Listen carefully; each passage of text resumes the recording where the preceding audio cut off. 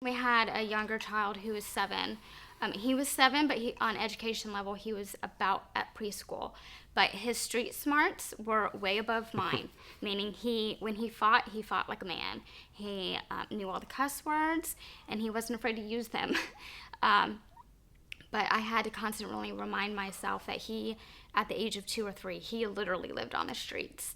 So I remember reading over his file and calling Kelly, someone in our life group, and saying, "Oh my goodness, this little boy just fell on our doorstep."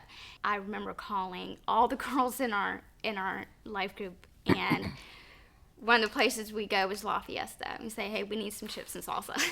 We'll go and spend hours there, and just it's the shoulders to cry on, And he would literally flip out.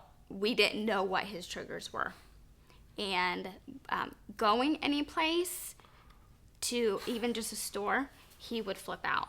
Jenny was in Chicago one time, and I had all the kids, and I'm walking out of Kroger with that particular child and our 3 children, and he had told me he was hungry, and I said, "Let's go home." And right when we walked out the exit door of Kroger, he flipped me off and started hitting me and calling me every name in the book, and I just had to pick him up and hug him and put him in the car, and he hit me on the way home, and then when we got home, he was fine. So I'm like, that kind of stuff really makes you question, is this our calling? But then, we're reminded by our life group, yes, it is your calling. I mean, we've had 7 kids placed in our home, and then we've had, multiple kids just for a weekend care. And, there's so much good with that bad stuff if you can just work through it.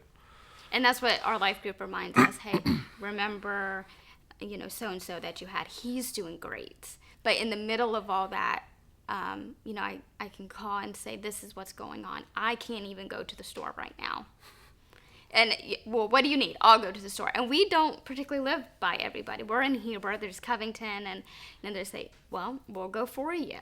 And it's, I mean, honestly, at first I'm like, "No, everything's fine." But now we're all to a point, everything's not fine. Go get me some milk. And it's okay. And I know that they wouldn't offer to do that if they couldn't go do that. So in, the moments where he's running down the street and his shoes are in the middle of the street, they'll remind me of the good. Thank goodness that our life group embraces our foster children and our children, and they'll watch them. They'll have them over their family events, even though the unknown is there. They love on them just as much as we do. No hesitation, and it makes for a lot of great stories too. So